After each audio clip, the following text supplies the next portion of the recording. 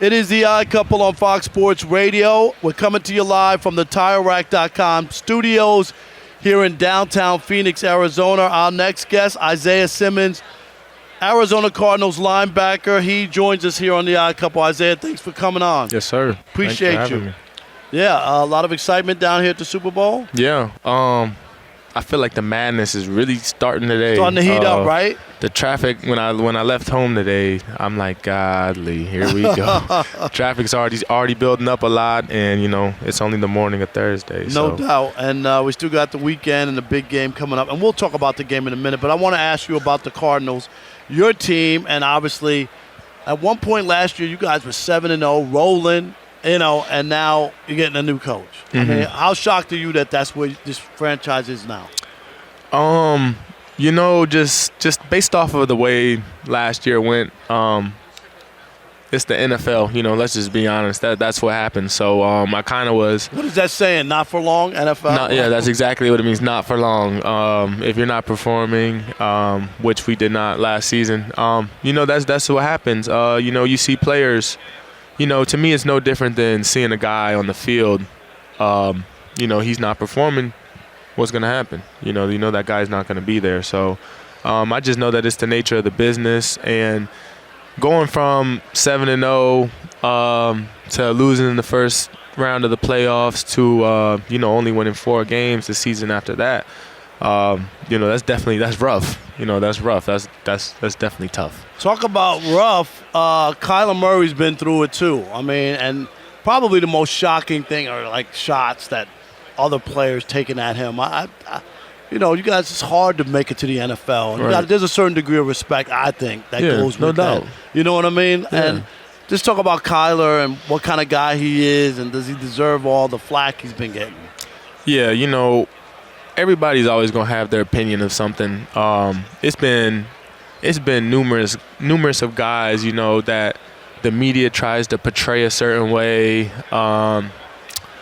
Like for instance, I can give you a great example of, when they were saying DeAndre was bad guy in the locker room. That was out there. He's arguably one of the best guys I've ever you could have in your locker room. Like genuine guy.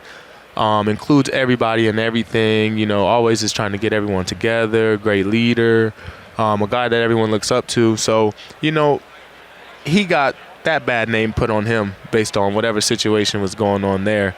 So I feel like, a lot of that happens with Kyler.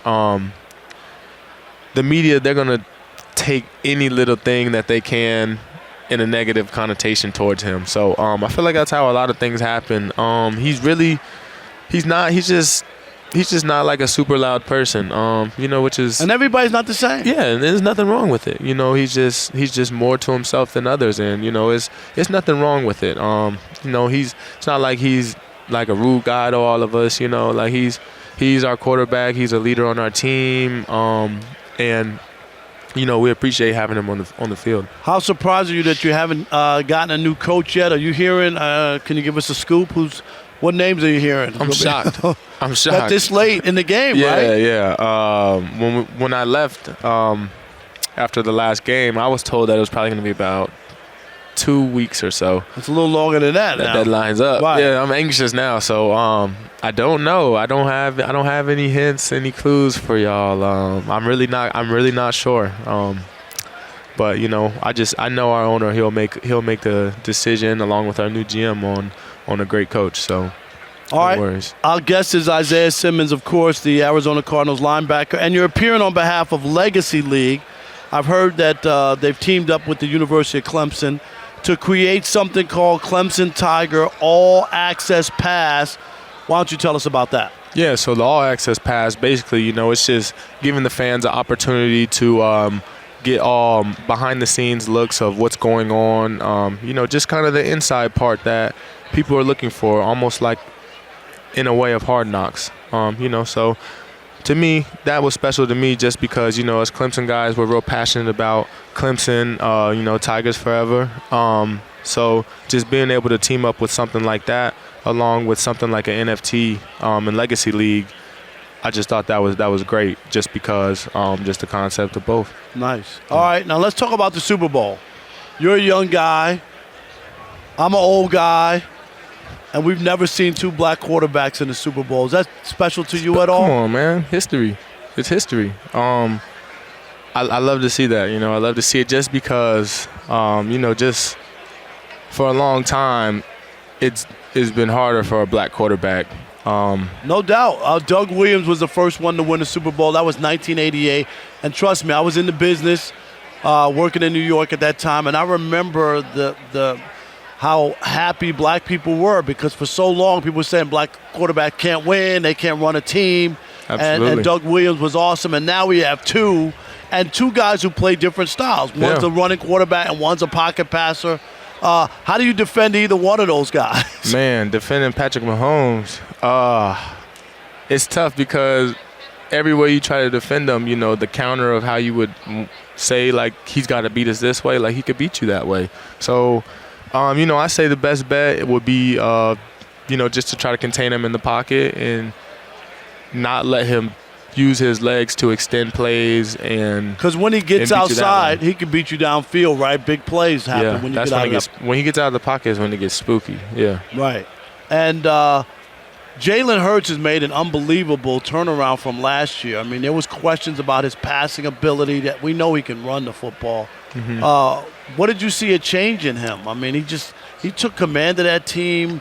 He looked like he was just unbothered, Mm-hmm. I mean, he really grew up in a year's time. I feel like just knowing a little bit about Jalen, just seeing his journey through college, how he was with that, I really had no, doubt at all. Really, that he would be able to bounce back and no be this doubt good. at all. I know he's a good quarterback. He beat me in college, unfortunately. So you remember that, right? Yeah. Jalen's a good quarterback, which is why he's doing what he's doing now. Took his team to where they are, and beyond that, he's a really, really hard worker. So I know there was no way that he was gonna let anybody else write the script to his story. So the NFL Commissioner Roger Goodell had his State of the NFL the other day and said there's no issues with officiating. In fact, the officiating is as good as it's ever been in the NFL. You agree with that? There were a lot of bad calls we saw, even in playoff games. I'm not trying to rip all officials, but I'm not either because I like a lot of them. But I done had a lot of questionable calls. Right. So let me give you an example. Okay. A quarterback was throwing the ball. I hit his elbow. Okay.